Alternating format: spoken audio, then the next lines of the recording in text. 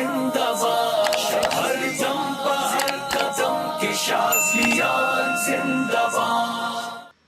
الحمد للہ وحدہ والصلاة والسلام علی من لا نبی بعد۔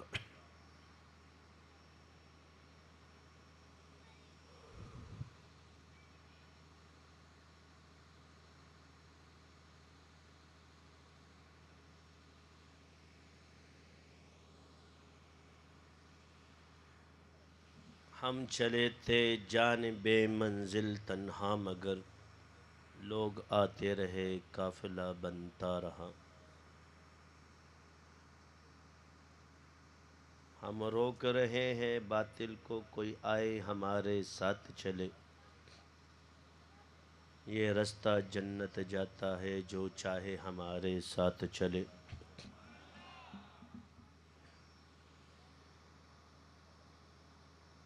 دامن تری پہ اپنے اے زاہد نہ جائیے، دامن نہ چھوڑ دے تو فرشتے وضو کریں۔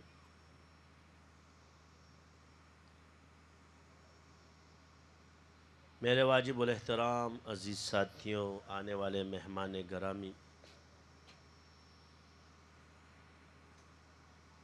خصوصاً سارے شاذلیان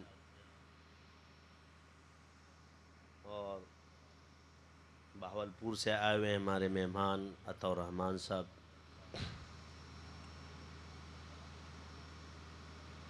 رشتہ دار بڑے چھوٹے بزرگ، سب کا میں نہایت مشکور ہوں کہ انہوں نے ہمارے اس اجتماع میں شرکت کی۔ اللہ ہمیں قبول فرمائے، مقبول فرمائے، اور آپ سب حضرات کا آنا قبول فرمائے۔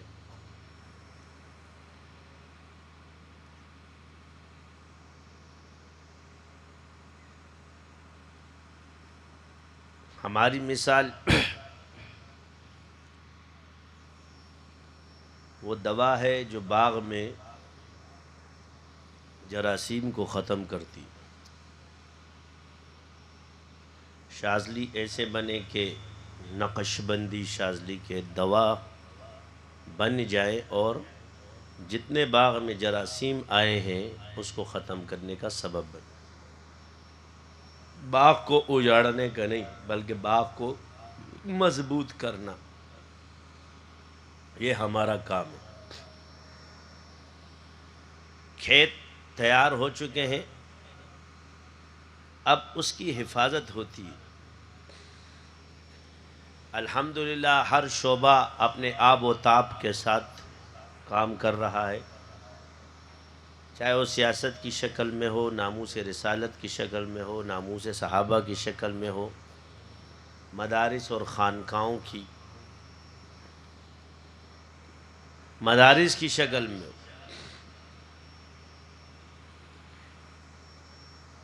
اسی طرح ملک سے وابستہ ادارے ہر کوئی اپنی شکل میں مضبوط کھڑا ہے۔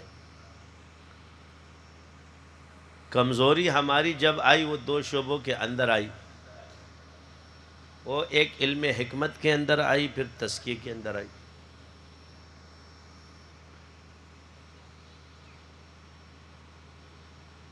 اور اس نصاب کو ترک کر دیا گیا۔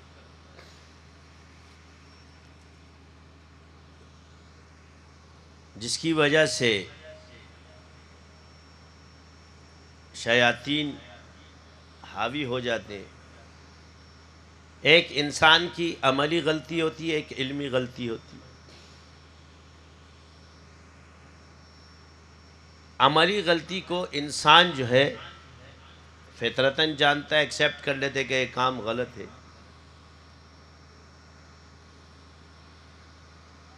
اور وہ اس کی ذات کو نقصان دیتی صرف۔ لیکن علمی غلطی جو ہے اس کو امت دین سمجھتی ہے، اہل علم کی بات کو دین مانا جاتا ہے، اور اس غلطی پر امت کا نقصان ہوتا ہے۔ یہی وجہ ہے کہ علمی غلطیوں کی طرف رجحان تو نہ رہا اور عملی غلطیوں کی طرف توجہ زیادہ ہو گئی۔ جس کی وجہ سے اعتقادی فسادات رونما ہونا شروع ہو اور ہم تفرقوں میں بٹنا شروع ہو جاتے ہیں۔ یاد رکھیں کہ فرقے تو بنیں گے، کیونکہ آپ علیہ السلام نے فرمایا ہے کہ فرقے نے بننا ہے، لیکن ان فرقوں کا صحیح لیڈر کون ہوگا؟ جو دعوت دے، خود بھی حق پر اور ان کو بھی حق کی دعوت دیتا رہے۔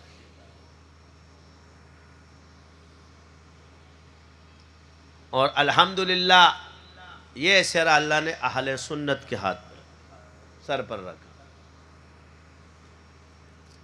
مگر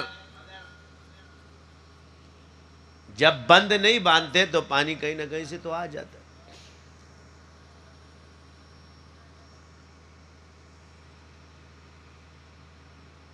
انسان کو زندگی کے اندر دو چیزوں کا مقابلہ ضرور کرنا ہے، بڑی نیکی چھوٹی نیکی، بڑی برائی اور چھوٹی برائی، اس کے علاوہ چارہ نہیں ہے آپ کے پاس۔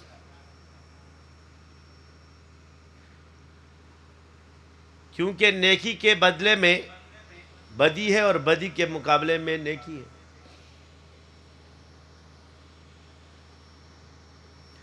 آپ پر ہم پر نیک بننا فرض کر دیا اور نیک سمجھنا حرام کر دیا۔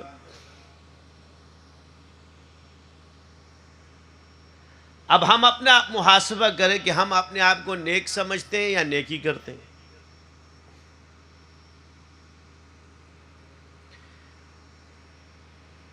دین کو کل سمجھنے کے بجائے اپنے آپ کو عقل کل سمجھ لیا،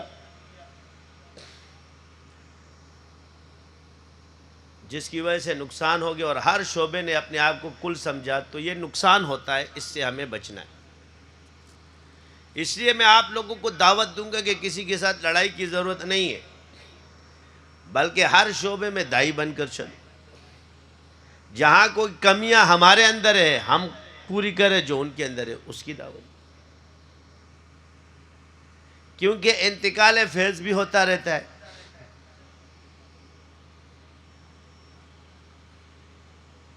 اس کی سب سے بڑی وجہ کہ نفرت کا سبب بنتی ہے اپنے آپ کو بہتر سمجھنا، اپنے آپ کو نیک سمجھنا اور دوسرے کو گناہگار سمجھنا۔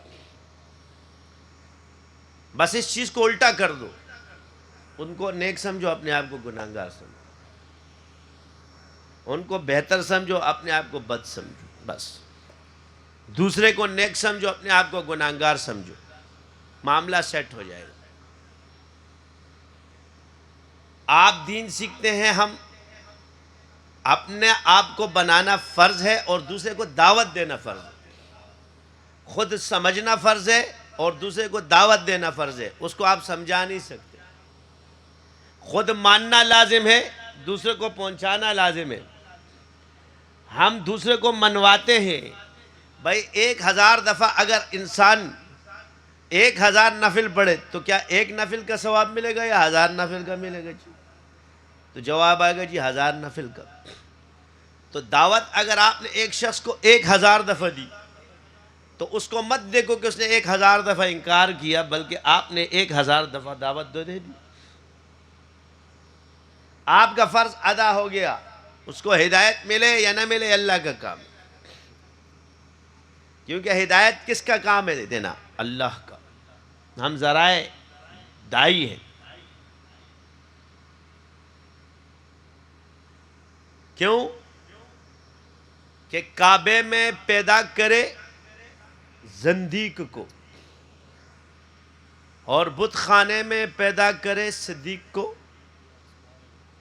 زاد ازر خلیل اللہ ہوئے، کنعان نوح کا گمراہ ہوئے، زوجہ لوط ہوئے کافرہ، زوجہ فرعون ہوئے طاہرہ۔ عقل سے بالا تر ہے خدائی تیری، سمجھ سے بالا تر ہے خدائی تیری۔ دنیا تعلیمی یافتہ طبقہ یا کوئی بھی چیز، فاضلین ہو یا کوئی بھی منازع، ہم خراب کہاں ہوتے؟ ہم اللہ کو سمجھنا چاہتے ہیں. سمجھنا اپنے آپ کو ہے، پہچاننا اپنے آپ کو ہے، اللہ کو ماننا ہے. کیا کرنا ہے؟ اللہ کو ماننا ہے، حضور کی سنت پر چلنا ہے، اور بزرگوں اور علماء کا ہاتھ پکڑنا ہے.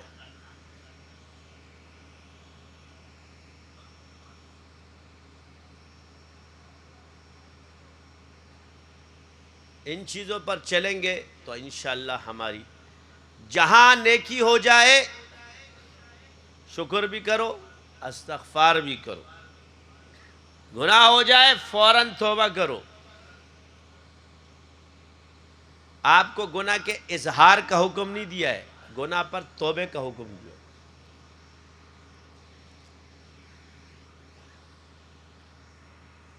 جو یہ تجسس کر کے ہم لوگ پیچھے پڑے ہوتے ہیں، یہ نقصان دہ چیز ہے. حضور نے فرمایا ایک مومن دوسرے مومن کے لیے آئینہ ہے، جو تجھے دوسرے میں نظر آ رہا ہے وہ تیرے اندر ہے.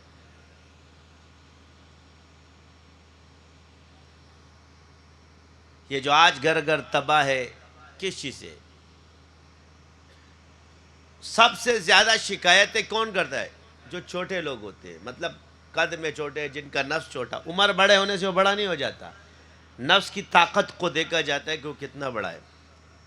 بچہ کرتا ہے نا، ہر وقت شکایتیں کرتے ہیں، آج ٹیچر نے اس طرح مارا ہے، آج فلاں نے مجھے اس طرح کہا ہے، آج اس نے مجھے اس طرح دیکھا ہے. یہی بڈھے بن کے بھی تم باتیں کرو اور بڑے بن کے عمر تمہاری بڑے ہو جائے تو تم بڑے ہو یا چھوٹے؟ بڑا کیا کہتا ہے؟ کوئی بات نہیں، کوئی بات نہیں، کوئی بات نہیں، کوئی بات نہیں. بس جس کی دماغ میں یہ باتیں سما گئی کہ کوئی بات نہیں، وہی بڑا بن جائے گا.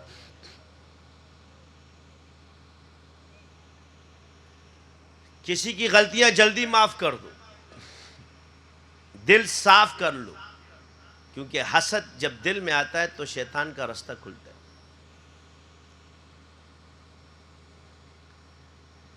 گناہ کو معاف کرنے والا اللہ ہے، انسان تو نہیں ہے.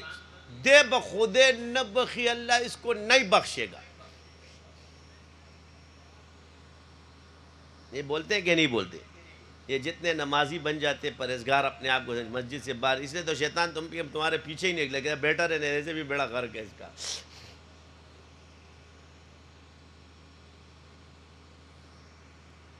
کیوں؟ کہ تم نے بات ہی ایسی کر دی کہ جو تمہارے اختیار سے باہر ہے. یہ تو اللہ تعالیٰ کو پتہ ہے کہ جس کو بخشے گا، اس کی مرضی ہے، جس کو چاہے بخشے، جس کو چاہے پکڑ لے.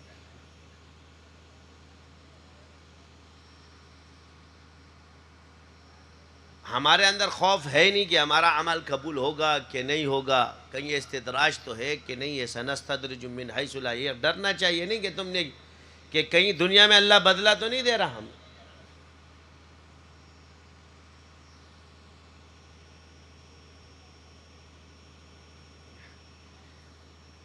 مثال کے طور پہ آپ جا رہے ہو، آپ نے ایک باغ اور کھیت بنایا ہے، لیکن آپ کو پتہ نہیں کہ شیطان نے اس میں گھڑا بھی بنایا ہے، اور اس گھڑے کے اوپر اس نے کیا کیا ہوا ہے؟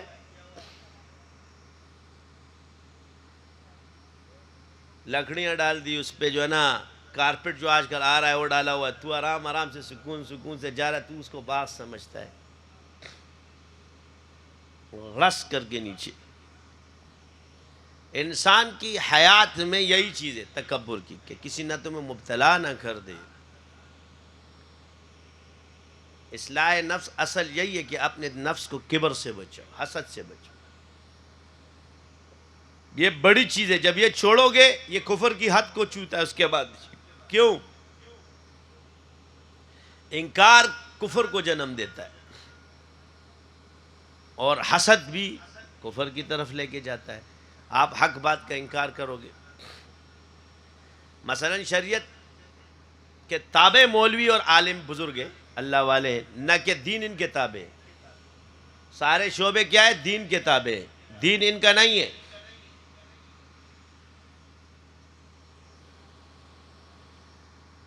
ہم فقہ میں قانون پڑھتے ہیں کہ ماہر فن کا جو نا بات کا اعتبار ہوتا ہے، تو جو ماہر فن نہ اس کی بات کا اعتبار نہیں ہے، چاہے وہ کتنا بڑا ولی کیوں نہ ہو۔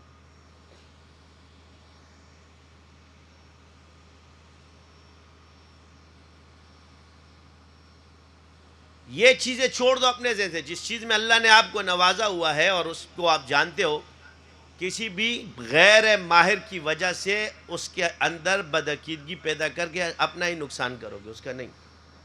یعنی مثال کے طور پہ آپ کو ایک بات بتائی جاتی، بڑے بڑے بزرگوں یہ نہیں کیا، تو بزرگوں کو آتا تو کرتے نہیں۔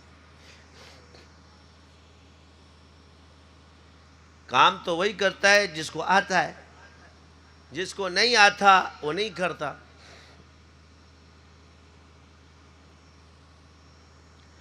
ماہر مدرس کتاب کے بغیر نہیں رہ سکتا، ذکر کا ماہر ذکر کے بغیر نہیں رہ سکتا،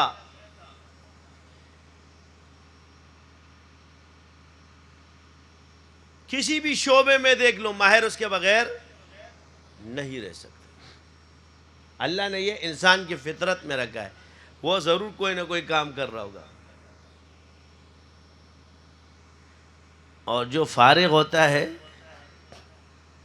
اس کو تو میں اور کیڑے نکالنے کے علاوہ کوئی کام نہیں رہتا، گلے شکوے کے علاوہ اس کا کوئی کام نہیں ہوتا۔ بولی چیز ہے ازگار سڑی مازغت جیدہ شیطان کور بھی، کہ جب بندہ فارغ ہوتا ہے نا شیطان کا گھر بن جاتا ہے۔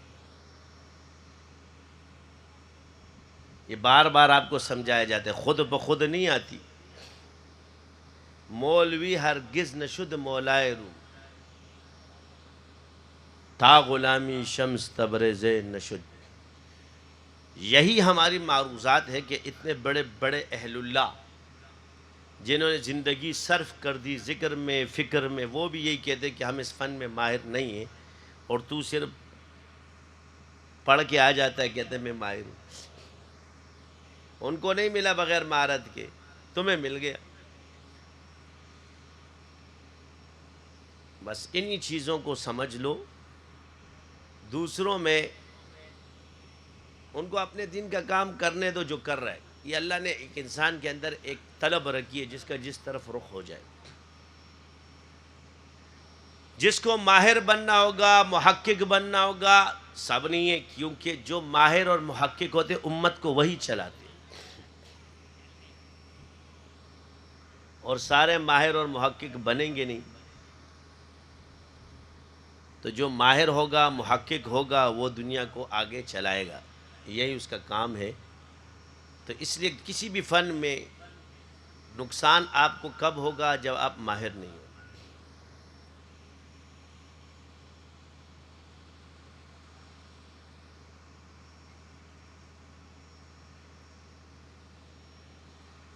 پہلے عرض کیا جاتا تھا کہ فرمایا جاتا تھا کہ بھائی ذکر کرنا مشکل ہے، بہت مشکل کام ہے۔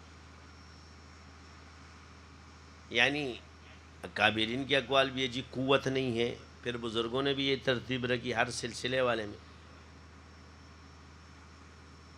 اب ان کا جو پیمانہ ہے وہ معین کر چکے یا اس کو متعین کر چکے۔ متعین کرنے کے بعد ایک عام آدمی اس سے آگے جب چھلانگ لگائے گا تو نقصان ہوتا ہے۔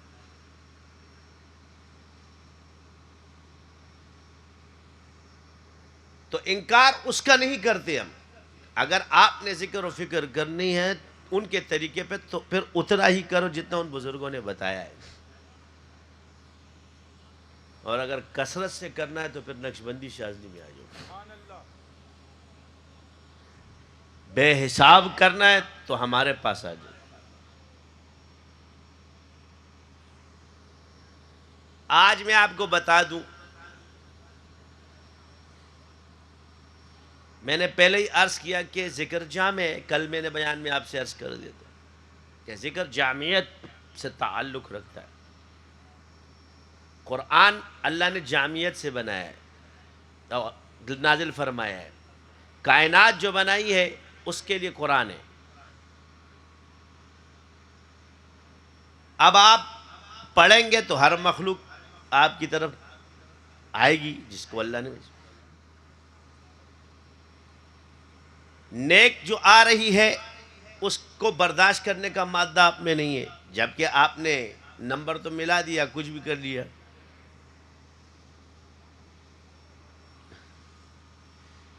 ملاقات کا طریقہ نہیں جانتے، تو جب وہ قریب آئیں گے تو ان کی طاقت تو ہے، آپ میں برداشت کا مادہ ہے کہ نہیں ہے. دوسری طرف سے شیاطین حملہ کریں گے کہ یہ رک جائے.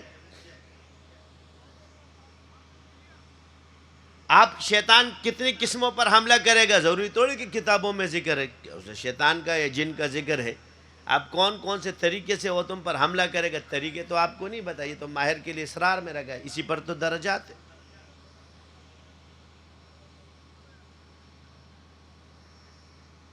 اب اس کی میں مثال ایسے دے دوں، کسی ماہر کے سامنے یعنی ایسے کیمرامین کھڑے، کوئی اناڑی آ کے کیمرے کو کہے کہ میں ماہر ہوں، صرف وہ سیدھا کرنے کی کوشش کرے گا، وہ دیکھ کے ہی بول دے گا کہ یار یہ اناڑی ہے. کھلاڑی کو بھی پہچانتا ہے اور اناڑی کو بھی کیونکہ فن کا ماہر ہے، صرف پکڑنے سے پتہ چل جائے گا. لیکن اس کی تقریر کیسے ہوگی، میں یہ ہوں، میں وہ ہوں، میں فلاں ہوں، میں کتنا کام کیا ہوا ہے. تو جو نہیں جانتا وہ اس کڑتو کی باتیں سنے گا کہ ہاں یہ ماہر ہے، لیکن جو جانتا ہے وہ کہے گا یہ لوگ پاگل ہیں. اس قوم کا حال یہ ہے. میں نے کل عرض کیا کہ جس قوم میں ماہر کی قدر نہ ہو اس کی ناکامی کا سبب یہی ہے، اور جو قوم ماہر کی قدر کرتی ہے وہی ترقیاں کرتی ہے. تو ذکر میں یہ چیزیں آتی رہیں گی آپ کے پاس. جنات آئیں گے. اب حضور قرآن پڑھ رہے تھے، جنات آ گئے.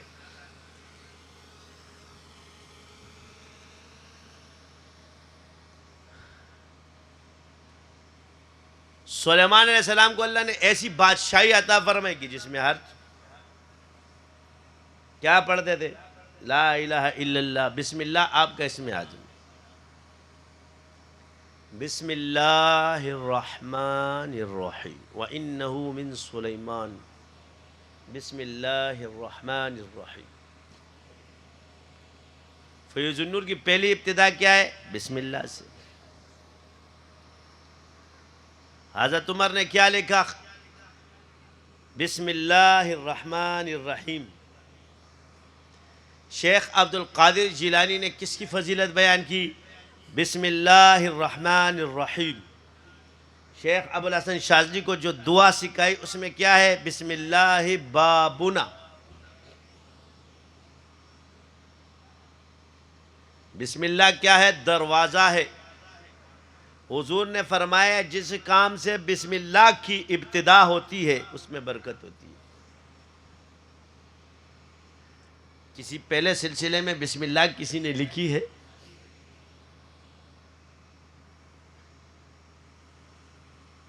جتنے بسم اللہ ہم پڑھتے ہیں وہ آپ نے کہیں پڑھی ہے؟ تم تو قادری نام کے بنے ہو، ہم نسبت سے قادری ہے. یہ کس نے سکھائی؟ تو جس کے پاس شیخ عبد القادر جیلانی کا فیض ہوگا اسی کو تو بسم اللہ سکھائیں گے، باقی تو نعرے لگائیں گے.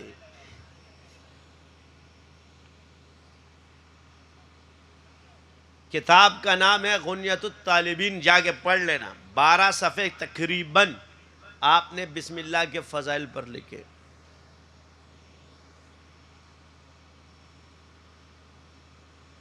تو شیخ عبد القادر جیلانی کیا ہے، ولیوں کے امام ہیں.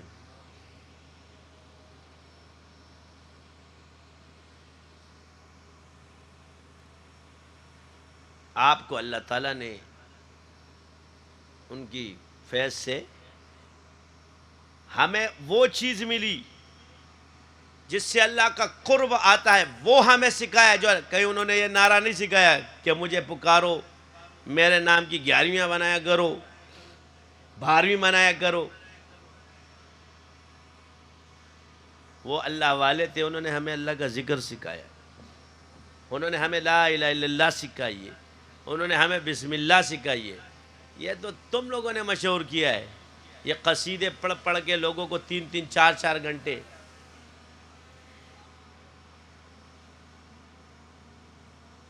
تصوف کا قطعی مطلب یہ نہیں ہے کہ آپ مشرک بن جاؤ. تصوف کا مطلب ہے اللہ والے بن جاؤ. اللہ والوں کا مطلب ہے کہ تمہیں اللہ والا بنا دے. ان کا کئی مطلب ہے کہ اللہ سے کاٹ کر تمہیں اپنا پجاری بنا دے. جو لوگ ان کے پجاری ہونے کی دعوت دیتے تھے وہ اپنی اصلاح کریں.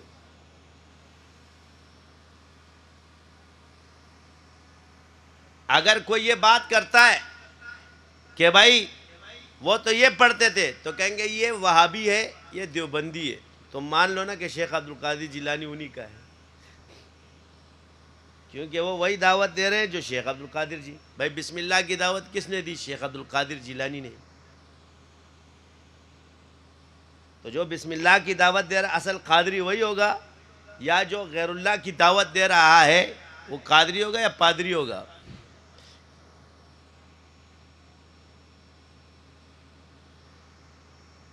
اس سے آپ کو بچایا جا رہا ہے.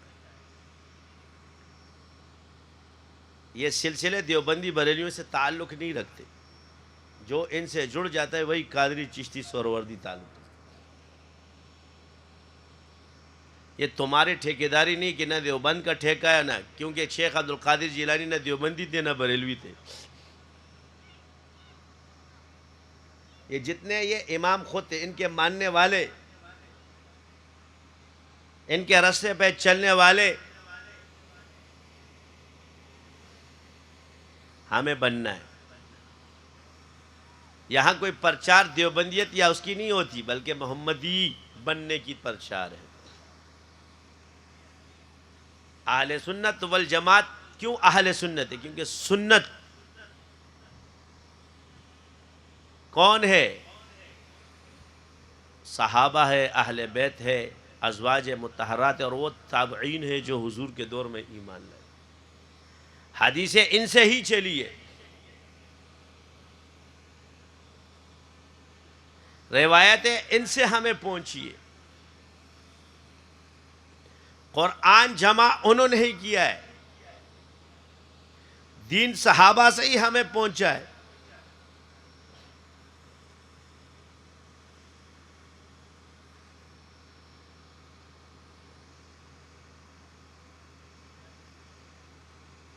اس لیے عبداللہ ابن مسعود رضی اللہ عنہ فرماتے ہیں کہ صحابہ کے طریقوں کو پکڑ لو، جو طریقے اصحاب سے ثابت ہو. یہ جتنی فقہ کے اندر مباحث میں پڑھی ہے، ذکر بالجہر پہ جب تفصیل لکھتے ہیں، یہ بڑوں کا کام نہیں ہے. وہ کہتے تھے جائز ہے ناجائز ہے، امام اس سے زیادہ کچھ نہیں لکھتے تھے. یہ پھر نیچے تفصیل لکھی جاتی ہے. حدیثیں اٹھائیں گے، لکھا ہوگا کہ حدیث میں یہ مجلس سے ذکر ہے، پھر اس پہ تنقید شروع کر دیں گے، تعویلات اس کی، یہ حکم ہے وہ حکم ہے. جب حدیث میں آ گیا تو تمہارے تو قول ایسے بھی کمزور پڑ جاتے ہیں. پورے حدیث کا ذخیرہ جمع کریں گے، اس کے نیچے سے لکھیں گے مستحب لعینی ہے، مستحب لغیری ہے. حدیث میں یہ ذکر ہے. اتنی روایتیں موجود ہوں.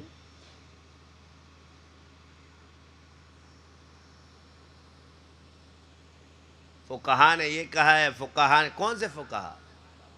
تم چھوٹے چھوٹے، حدیث کے سامنے تو فقی کا قول ایسے بھی کالعدم ہو جاتا. صوفیاء یہی اصول اٹھاتے ہیں اور ان کی تقلید تمہارے ہو گئی. جب روایت آ گئی تو فقی کا کیا کام رہ گیا؟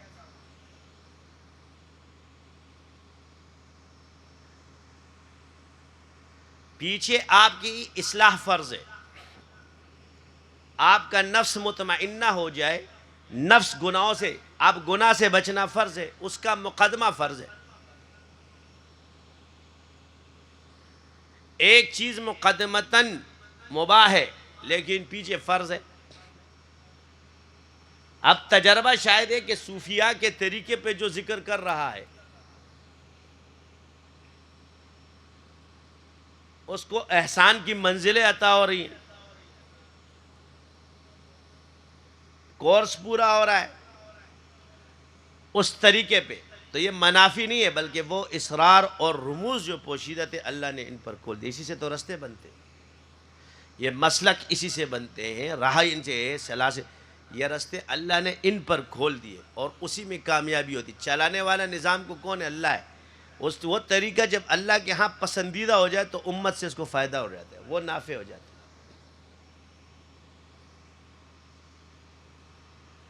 اب یہ اعلی دین ہے.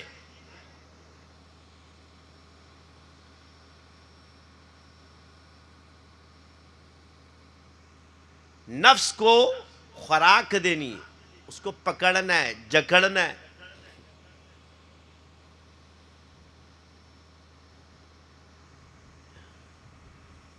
اس کا آپ تجربہ کرو. جب میں آپ کو بتاؤں، سوروردی جب آپ ذکر کثرت سے کرو گے نا تو ایسے عام ذکر کرو آپ کو کبھی کرنٹ نہیں لگتا، لیکن سلاسل سوروردی میں جب آپ چڑھتے ہو تو آپ کو ہر شے سے کرنٹ آنا شروع ہو جائے گا، ایک جھٹکے سے لگیں گے خود بخود. یہ فرق ہے، ایک مشاہدہ ہے، کیونکہ عرف کو فقہ مانتی ہے، مشاہدے کو بھی مانتی ہے. یعنی ہر شے کے اندر آپ کو ایک کرنٹ لگے تو یہ دوسرے طریقے سے آپ کو کرنٹ کیوں نہیں لگ رہا، جبکہ ذکر تو وہ بھی ہے، مگر اس طریقے میں آپ کو کرنٹ لگنا شروع ہو جائے، ایک طاقت آنا شروع ہو جائے. کیوں؟ کیونکہ اللہ نے اس میں اسرار رکھا ہے. اسی طرح جب آپ چشت کی طرف آتے ہیں تو آپ پر یہ زلزلہ طاری ہونا شروع ہو جاتا ہے، یعنی یہ زمین آپ پر ہلے گی اور رقت طاری ہوگی، آپ رونا شروع ہو جاؤ گے، خواہ مخواہ رو گے. شاید دیکھو نا روتے رہتے ہیں. نماز پڑھو گے آپ پہ رونا شروع، باقی ذکر میں آپ پہ کیوں نہیں ہو رہا؟ جیسے ہی آپ قادری کی طرف آتے ہیں آپ میں ایک طاقت شروع ہو جاتی ہے، درجے کی طاقت آنا شروع. ہر کسی سلسلے کا اپنا ایک فیض ہے.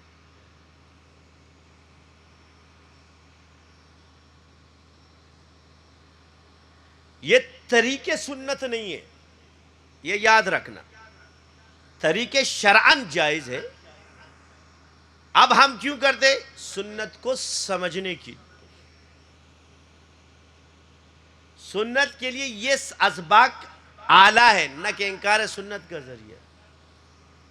مثلا ارکان اسلام پہ کڑا کر دیا، تصرف شیطانی سے آپ کو روکتا ہے، شیطان سے لڑنے کے طریقے بتاتا ہے، نفس کو قابو کرنے کے طریقے آتے ہیں اس میں، اور سنت کا فیس پی لے. یہ آج آپ ایک بزرگ کو دیکھ لو، مثال کے طور پہ آپ لوگوں کو کرنٹ والے بابے تو بڑے نظر آتے ہیں، گرنگ برنگ کرنٹ لگا رہے ہوتے ہیں نا. کسی بزرگ نے اگر آپ پہ توجہ ڈال دی، کوئی جو صاحب توجہ، تو تم اچھلنا شروع ہو جاؤ یا تمہارا تم برداشت نہ کر سکو. تو مجھے بتاؤ صاحب رسول کا کیا عالم ہوگا؟ یہ تو عام لوگوں کا حال ہے، ہم لوگوں کا یہ حال ہے.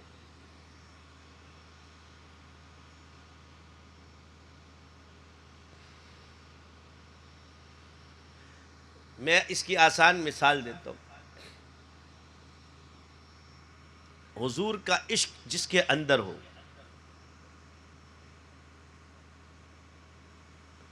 آپ علیہ السلام کا نام مبارک جب عاشق کے سامنے آتے تو دل کیسے ہو جاتے ہیں؟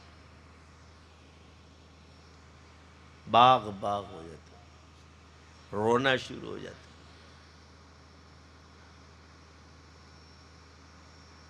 اللہ کا نام ذاکر کے سامنے جب لگتا ہے اس کا دل جو ہے نا دھڑکنا شروع ہو جاتا ہے. باقی جس کا پر یہ کیفیت نہیں ہے، عام اس کو پتہ ہی نہیں چلتا.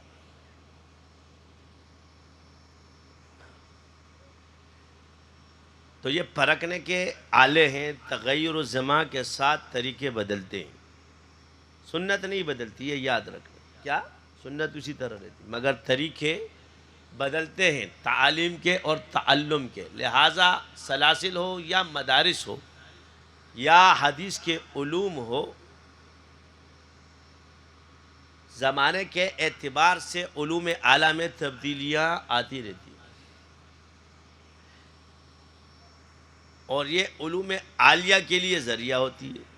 یہ عوام خواص سب جان لو.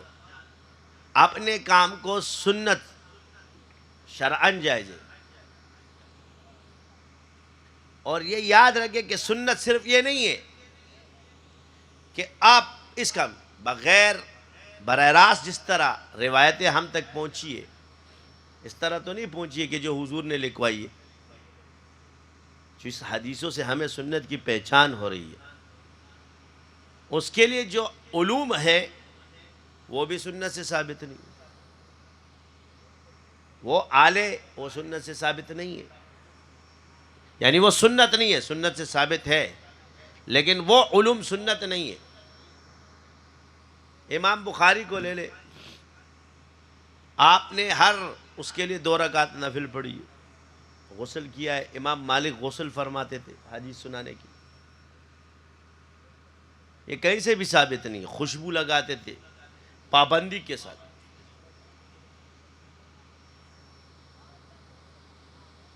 لیکن اس طریقے کو کوئی بھی بدعت نہیں کہے.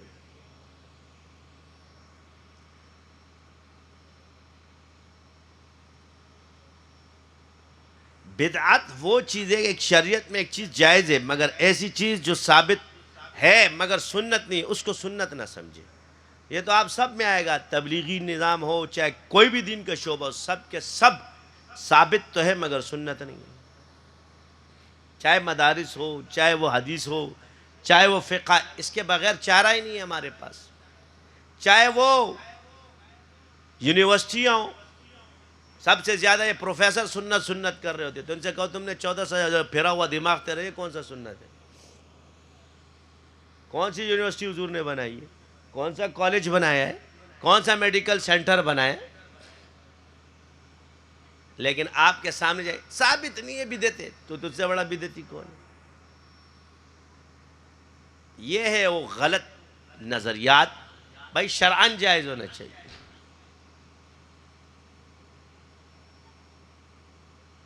اس لیے آج آپ کو مثال کے طور پہ نہیں بتایا لیکن قرآن میں تو ذکر ہے. ہر علوم ہر کسی پہ اللہ نہیں کھولتا، اسی کو تو اسرار کرتا. مثال ہر روایات بھی ایسی حدیث ہے. ایک صحابی دوسرا حضور نے فرمایا کہ وہ کون سا درخت ہے جو انسان کی طرح. صحابہ کو تو حضور نے سکھا دیا، اب سارے علوم ہمیں وہیں سے پہنچے تو سب خاموش تھے. عبداللہ ابن عمر رضی اللہ عنہ چھوٹی عمر میں تھے اس وقت تو خاموش رہے بڑوں کی وجہ سے. تو اپنے والد سے کہا حضرت عمر سے کہ ابا جان مجھے آتا تھا مگر میں آپ کی ادب کی وجہ سے لوگ بڑوں خاموش ہے، کاش تو یہ ادب نہ کرتا اور بتا دیتا، میں ساری زندگی فخر کروں. کھجور کا درخت حضور نے فرمایا، حالانکہ ان کو پتہ ہے عمر میں بھی سب سے چھوٹے تھے، اللہ نے ان پہ کھول دیا. اسی طرح دم کی روایت کو دیکھ لو، وہ صحابی نے فرمایا میں دم کرنا چاہا، حالانکہ سارے صحابہ کو حضور نے سورہ فاتحہ، مگر اس رقیہ کا اصرار ایک صحابی پہ اللہ نے. ابو سعید خدری رضی اللہ تعالی عنہ، سننے والے تو سب ہے. اور جب آپ نے، اور ایک روایت میں جو بخاری میں کہ بھئی آپ نے مکروہ کام کیا، یہ باقاعدہ کہ یہ مکروہ ہے، صحابہ نے اس پر اعتراض کیا تم نے بکریاں لی ہے، کتاب اللہ پر تم نے اجرت لے لی، اور یہ اجرت شرط کے ساتھ تھے کہ معاملہ حضور تک آئے. آپ علیہ السلام نے ان کو کچھ نہیں فرمایا دنیا میں سب سے کمانے میں بہترین جو چیز ہے، بہتر ہے کہ کتاب اللہ پہ کمایا جائے. تو وہ کیا ہے؟ رقیہ کے لیے. یہ خاص رقیہ کے لیے روایت ہے، یعنی متن اس کا رقیہ پر ہے، دم پر ہے. لیکن آج باقی لوگوں نے سے امام ابو حنیفہ کے سامنے یہ روایت انہوں نے صاف فرمایا، انہوں نے اس کا انکار نہیں کیا ہے کہ رقیہ پر، لیکن تعلیم و تعلم کے لیے منع فرمایا. دونوں طرف روایتیں موجود ہیں. فتوے پہ پیسے لینے پر وعید ہے، تعلیم و تعلم پر وعید ہے، قرآن پڑھانے کے لینے پر وعید ہے، لیکن رقیہ کو بہترین فرمایا. آج کا مولوی، آج کا محدث اٹھ کے رقیہ کو ناجائز سمجھے، اس کو جائز سمجھے، بتاؤ کتنی خطرناک بات ہے. ہمیں اس چیز سے اللہ بچائے. ہم یہ نہیں کہتے کہ بھئی آپ لوگ کو حقیر سمجھتے، مگر ہم کہتے کہ ہم آپ کو منوانے کے لیے نہیں آئے. اگر آپ کا سوال آئے گا تو جواب میں آپ لاجواب ہو جاؤ گے. جتنے سوال بنانے ہیں بنا لو، مجھے کاغذ پر مت دو، اس مجلس میں بیٹھ جاؤ، تمہیں جواب مل جائیں گے۔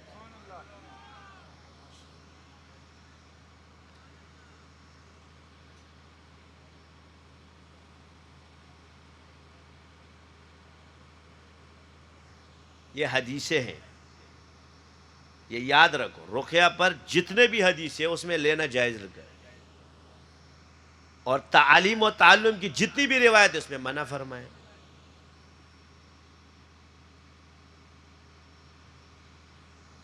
کہتے ہیں کاروبار بنایا ہے، تو جس کاروبار کو حضور نے جائز قرار دیا، تو اپنی بات کر، تیرا کاروبار جائز ہے کہ نہیں؟ تیرا یوٹیوب، تیرا ٹک ٹاک، تیرا پک پاک، تیرا ٹنگ ٹانگ، تیرا ڈنگ ڈونگ،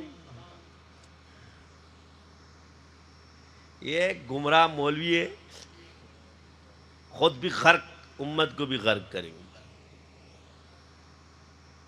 میں نے آپ سے کہا نا، علمی غلطی امت کو تباہ کرتی ہے، اس کے پیروکاروں کے بھی نکاح ٹوٹیں گے جو یہ کہ قرآن سے جادو ہے، ٹول با حرامیان پیدا کی گی۔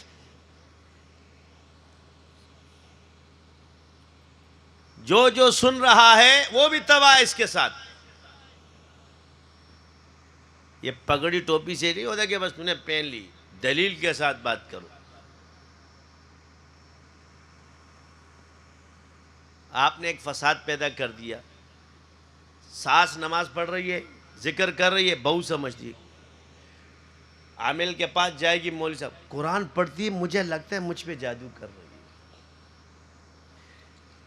بہو نماز پڑھ رہی ہے، ذکر کر رہی ہے، کچھ تو پڑھتی ہے ساری رات جا نماز پہ بیٹھ کر۔ میں نے کہا جادو جا نماز پر بیٹھ کر نہیں ہوتا، ذکر سے نہیں ہوتا، قرآن سے نہیں ہوتا، اس لیے تو تباہ ہے کہ تو قرآن سے جادو سمجھتی ہے، تو کافر ہوگا، اس لیے شیطان تیرے پہ مسلط، اللہ کا عذاب تیرے پہ مسلط۔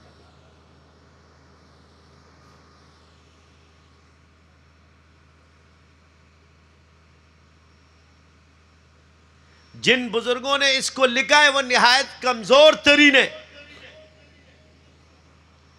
ماہر ہی نہیں ہے۔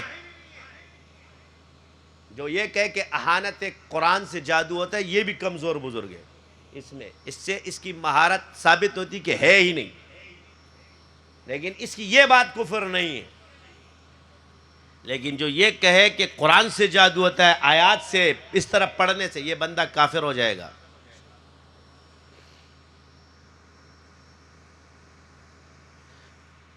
اس کے پیچھے کوئی سا بھی جامع ہو، کوئی سا بھی شیخ الاسلام ہو، سارے دنیا کے بزرگوں کا ہاتھ ہے، وہ بھی اس کے ساتھ ایمان سے جائیں گے۔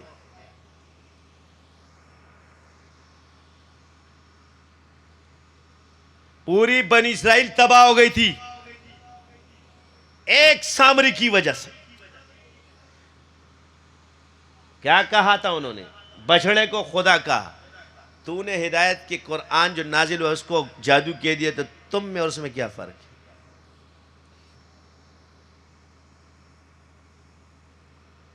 یہ ہے اصل، یہ الحمدللہ سکھایا عقیدہ۔ ابھی کہا جی عوام میں، عوام کو عقیدہ سکھانا چاہیے، فقہی مسائل عوام کا کام نہیں ہے، قرآن سے استدلال عوام کا کام نہیں ہے، حدیث سے استدلال عوام کا کام نہیں ہے، لیکن عقیدہ ہر مسلمان کو سکھانا ہوتا ہے۔ بچے کو ایمان اور عقیدہ سکھانا ہوتا ہے، لازم ہے اس پر۔ اتنا علم حاصل کرنا اس پر فرض ہے کہ حلال اور حرام کی تمیز کر سکے۔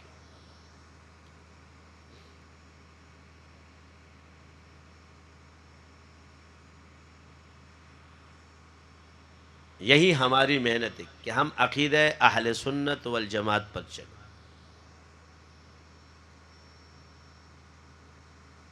تب ہم بچیں گے، تب ہم گمراہی سے بچیں گے۔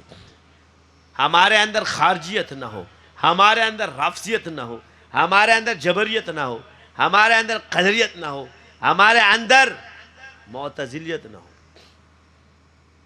کون کون سے بزرگوں کے اقوال اور کون کون سے بزرگ اس سے متاثر ہوئے، کون کون سے بزرگوں کے اقوال ان کی تائید کر رہے، یہ خطرناک ہو جاتا ہے۔ اس اقوال کو چھوڑو۔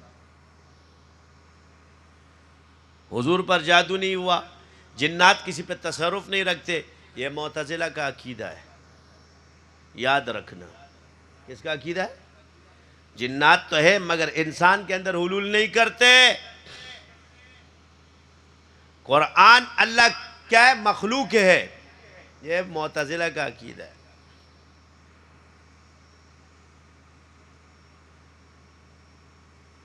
اللہ ہم سب کو اس سے بچائے.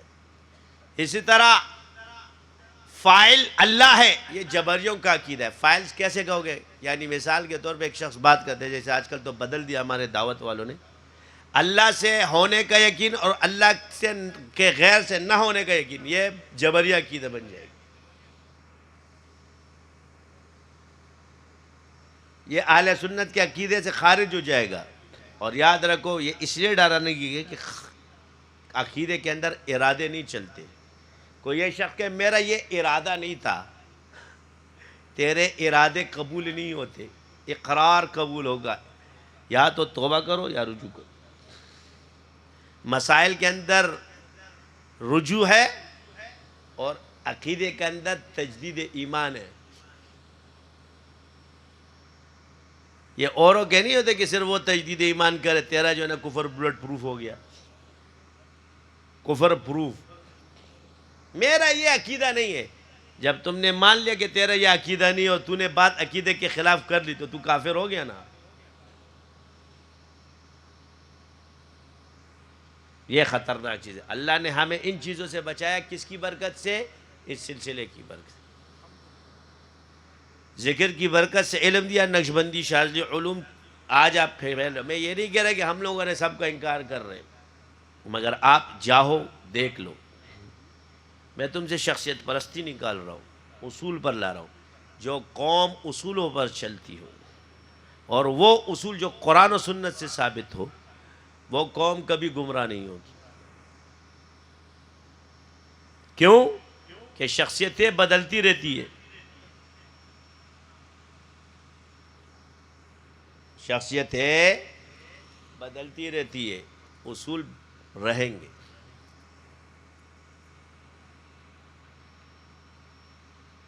جب آپ کا علم صحیح تو نماز ٹھیک، عقیدہ ٹھیک، ذکر ٹھیک. علم غلط، عقیدہ غلط.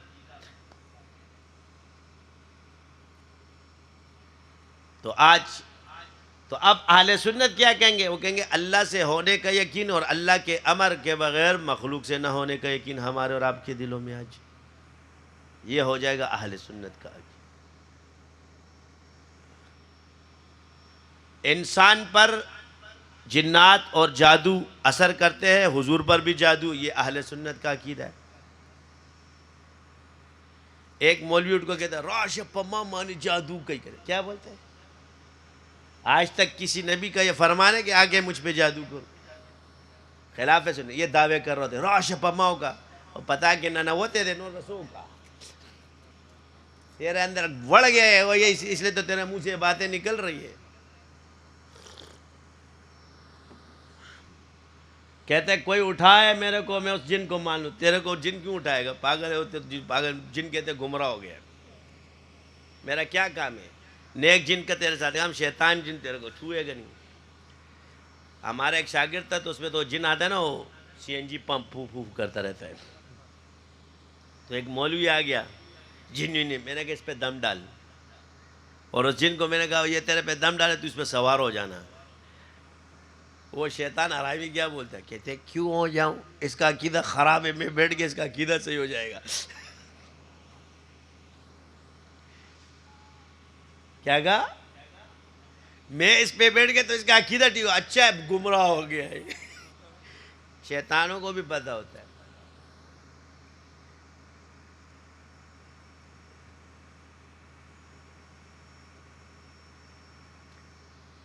فقیہ کیا ہوتا ہے اور عابد کیا ہوتا ہے؟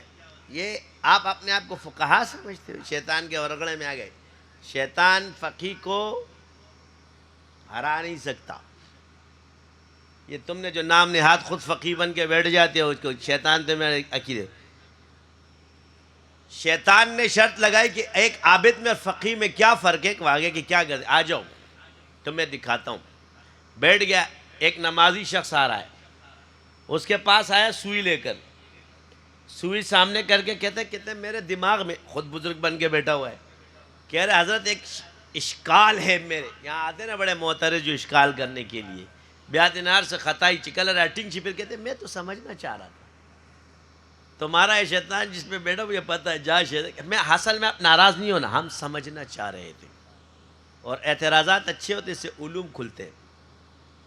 میرے دماغ میں ایک سوال ہے، نہ یہ سوئی بڑی ہو سکتی ہے، نہ چھوٹی ہو سکتی ہے، نہ سوراخ بڑا ہو سکتا ہے، نہ چھوٹا ہو سکتا ہے، اگر اللہ چاہے تو اس میں سے اونٹ گزار سکتا ہے؟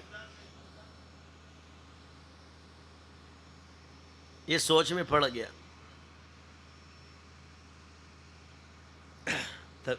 یہ نئے 5 وقت نماز پڑھنے والے گئے حال تک اڑا دیا۔ تو شیطان جا کے اپنے چیلوں سے کہتا ہے اس کا تو میں نے بیڑا غرق کر دیا۔ کیا کہہ رہا ہے؟ اس کا تو میں نے کیا کر دیا؟ بیڑا غرق کر دیا۔ یہ سوچ میں پڑ گیا کہ میں سوچ کے بتاؤں گا، اللہ کے بارے میں سوچے گا کہ یہ اونٹ اللہ کیسے نکالیں گے۔ فقیہ کے پاس آیا، فرق سکھا رہا ہے چیلوں کو، وہ نماز پڑھنے جا رہے تھے، اس کو آگیا کہ حضرت ایک بات ہے میرے دماغ میں، کیا ہے بھائی؟ یہ سوئی نہ بڑی ہو سکتی ہے نہ چھوٹی ہو سکتی ہے، سوراخ اتنے ہی رہے، کیا اس میں سے اونٹ گزر سکتا ہے؟ اگر اللہ چاہے گزار سکتا ہے، انہوں نے کہا ریوڑ گزار سکتا ہے۔ برجستہ جواب فرمائے، کیا تو ایک اونٹ کی بات کر رہے، اللہ ریوڑ گزار دے؟ پھر چلا گیا پیچھے کہ حضرت نہ چھوٹا ہو نہ بڑا ہو، کہا تجھے ایک دفعہ بول دیا، اب کائنات بھی گزار سکتا ہے اس میں سے۔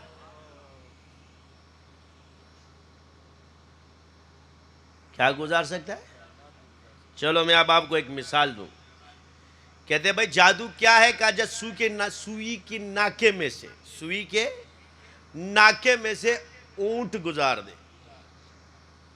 میں نے کہا نہیں، اس سے بھی اونچی تعریف کرو اس کی، جو ریوڑ گزار دے، ریوڑ کے ریوڑ ہیں کیسے؟ عرب پتی آدمی ہے، اناڑی مولوی، اناڑی پیر، 50 سال درس و تدریس کرنے والے عامل نہیں ہیں، ان کے پاس جالا گیا۔ کاروبار کا بیڑا کیا ہو رہا ہے؟ غرق ہو رہا ہے۔ وہ کہتے ہیں کچھ بھی نہیں ہے، وہ کہتے ہیں حضرت کچھ نہ کچھ محسوس رہے، کچھ نہیں ہوتا، چھوڑو اس باتوں کو۔ پہلے نیمبو بھی نہ چھوڑ لیتے ہیں، پہلے باغ اجڑتا ہے، پھر نیمبو نہ چھوڑتا ہے، پھر جب بالکل سب کچھ ختم ہو جاتا ہے پھر کہیں گے چلے جاؤ کسی عامل کو دکھا دو۔ وہ عرب پتی آدمی سمجھ ہی نہ پایا، نہ وہ شغل، وہ عرب سے پتی سے 0 پتی ہو گیا۔ مجھے بتاؤ اربوں روپے میں کتنے اونٹ کے ریوڑ آئیں گے؟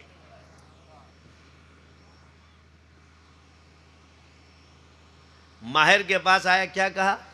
تشخیص کی بھائی یہ جادو۔ ایک آدمی حضرت کے پاس آیا، قصہ سنایا اس نے، میں بیٹھا ہوا تھا، کسی نے حضرت کا پتہ بتا دیا، پہنچ گئے۔ اس نے اپنا قصہ سنایا کہ میں بہت امیر آدمی تھا، ایک گھر میں نے خریدا، اس گھر کے نیچے تہخانہ تھا، میں نے کیا کیا، اس تہخانے میں جا کے الماری رکھ دی۔ الماری رکھنے کے بعد ہمارے گھر میں عجیب و غریب چیزیں ہونا شروع ہو گئی، کیونکہ ایمان قوی والے لوگ بہت ہوتے جو نام نہیں آتی ہے۔ ایمان قوی نہیں، کمزور ایمان کی علامت ہے جو قرآن اور حدیث کا انکار کرتا ہے۔ اس کو طاقتور ایمان والا کبھی نہیں کہو، یہ بیوقوف ہے۔ لیکن دماغ آپ کا ایسا کچھ نہیں ہوتا، کچھ نہیں ہوتا۔ پہلے دن کہہ رہا ہے کچھ نہیں ہوا، پھر آہستہ آہستہ چیزیں ٹوٹنا شروع ہوئی، پھر گڑبڑ شروع ہو گئی۔ ہم ایک مولوی صاحب کو لے آئے۔ کس کو لے آئے؟ یار میں تمہیں اس میں مولوی نہیں مانتا، ایسا نہ ہو کہ تمہیں میں مولوی نہیں مانتا، تمہیں اس میں مولوی نہیں مانتا، اس میں ہم مولوی ہیں، تمہارے اس میں تو مولوی ہیں، میں ہوں، لیکن اس میں ہم زیادہ مولوی ہیں۔ اس نے چھیڑ دیا، کام ہوا نہیں، اب بیڑا غرق، دبا دب، کاروبار ڈوبا، فیکٹری ختم ہوئی، سب کچھ خراب ہو گیا۔ وہ راستے میں جاتا تھا، کہتا ہے میں گاڑی میں سو جاتا تھا، گاڑی ٹھوک دیتے تھے. کہہ رہے آج میرے پاس ایک گھر میں کھانے کے لیے پیسے نہیں ہیں. واہ بھائی. اب ایسے ٹائم میں ہمارے پاس آ جاتے جگہ شیطان دلار سے صفا کڑی. اس وقت ادھر ادھر گھوم رہے. میں یوں دیکھ رہا تھا, واہ یہ اناڑی کے چڑھنے سے نقصان ہوتا ہے. حضرت نے کہا اب تو نے سارا برباد کر دیا, چلو اللہ مالک ہے, کرو اس کا کام. بٹھایا, اس ساری چیزوں کو اٹھا کے اندر کر دیا. وہ جو جن کسی سے قابو نہیں ہو رہے تھے نا, کسی نے کہا کہ بھئی ہمارے سردار کی تو جن نے پوں نکال دی. میں نے کہا سیدوں نے جنوں کی پوں نکالی ہے. نہ پوں تے ننگوخ کا. آج الحمدللہ پھر چلے گئے اللہ نے اس کو. لیکن ایسے ٹائم میں آتے ہو, اللہ کیا فرماتے کہ امانت دار میں جس کو کام آتے اس کے پاس بھیج. مگر یہ لوگ خود بیوقوف ہیں, ادھر ادھر سرچ کرتے. یہ ان کے بارے میں کیا کہتے ہیں؟ امریکہ میں جب علاج کراتے ہیں اس کا پوچھتے مفتی صاحب سے کہ حضرت اس ڈاکٹر سے علاج کرانا ٹھیک ہے کہ ناجائز ہے کہ ناجائز؟ بینک سے لون لیتے ہوئے انگریزوں کا اس وقت سوچتے ہو. کل میں نے ایک مسئلہ بیان کیا تو سارے شروع ہو جاتے, کیونکہ فقہی مسائل ہے علماء کے لیے ہوتے, ہر کوئی پھر مولوی کر رہا ہے. اصل میں حضرت آپ نے کہا کہ او بھائی یہ الزامی جواب ہے, یہ میرا فتویٰ نہیں ہے, میں ان پر الزامی جواب دے رہا ہوں جن کے عوام سر ہوا میں ہوتے ہیں, دلیل فضول دے رہے ہوتے, ان کو دے رہا تھا. ان کا جو فقی ہوگا وہ سمجھے گا. یہ جو تم لوگوں کی سمجھ میں نہیں آ رہا, آرام سے خاموش ہو, بس بیٹھو, تمہیں کیا ضرورت ہے. تو عوام میں مسئلہ تمہارے لیے نہیں تھا, یہ ان لوگوں کے لیے جو مدعی ہے, فساد پیدا کرتے ہیں. تو ان کو کہہ رہا ہوں کہ وہ شریعت کے دعوے دار ہے, پہلے خود شریعت تو پڑھ کر آؤ. شریعت میں مسئلہ یہ بھی ہے, اس کا کیا جواب ہے تمہارے پاس؟ دارالحرب میں دارالاسلام میں کیا فرق ہے؟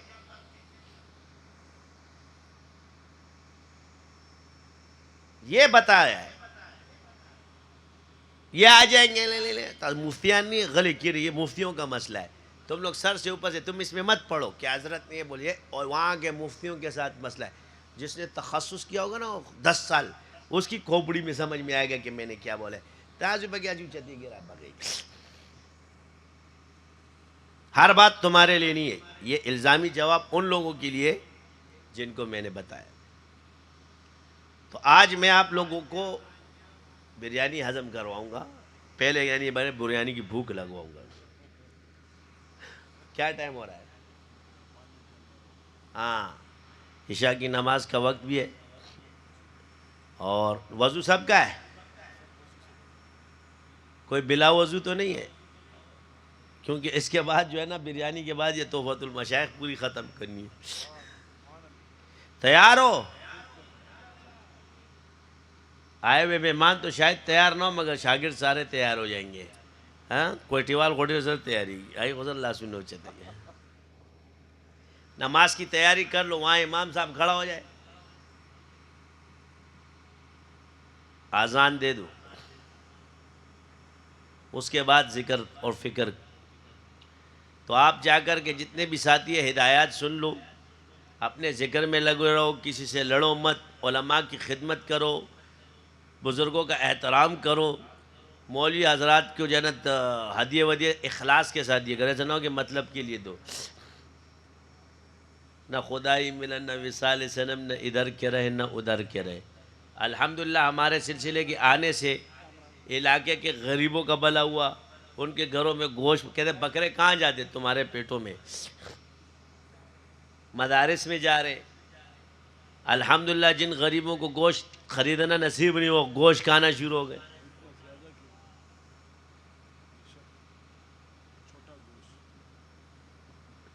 تو یہ خدمت نہیں,